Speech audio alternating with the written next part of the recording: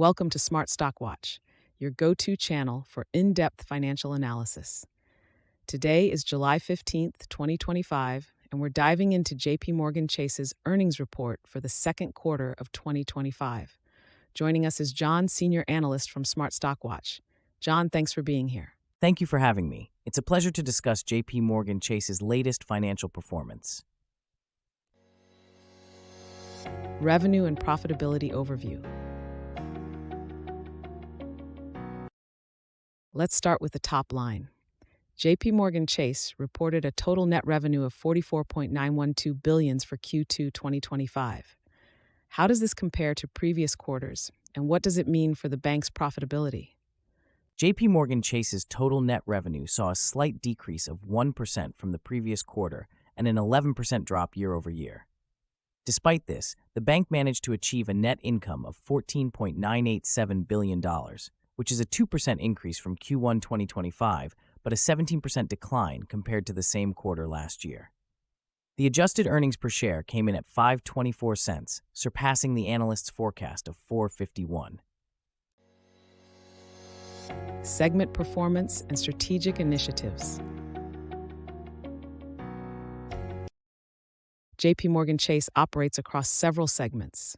Can you break down the performance of these segments for us? Absolutely.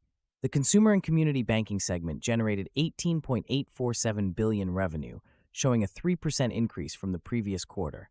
The Commercial and Investment Bank reported $19.535 billion, slightly down by 1%. Asset and Wealth Management saw a 1% increase, reaching $5.76 billion.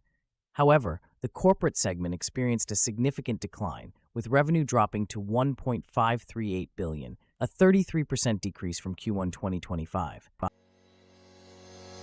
EPS forecast and analyst expectations.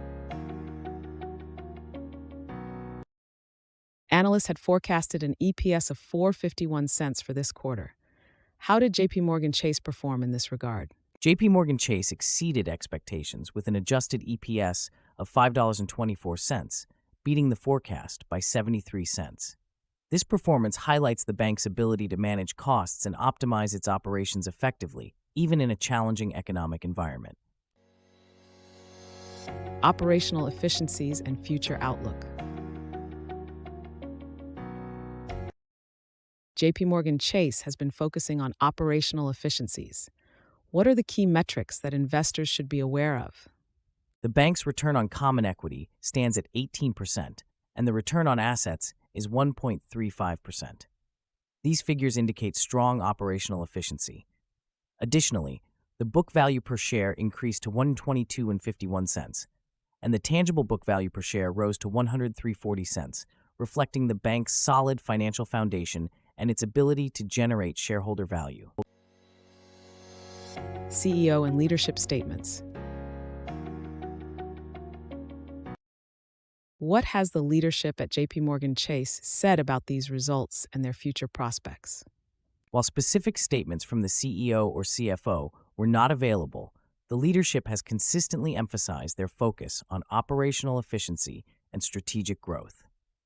The bank is well-positioned to navigate the current economic landscape and continue delivering value to its shareholders. Key takeaways. In summary, JPMorgan Chase has delivered a strong performance in Q2 2025, with a net income of $14.987 billion and an adjusted EPS of 5, beating analyst expectations. The bank's focus on operational efficiency and strategic growth continues to pay off. Thank you for joining us, John. Thank you for having me. It's been a pleasure discussing JPMorgan Chase's performance. Thank you for watching Smart Stock Watch. Don't forget to like, share, and subscribe for more in-depth financial analyses. We'd love to hear your thoughts on JPMorgan Chase's performance in the comments below.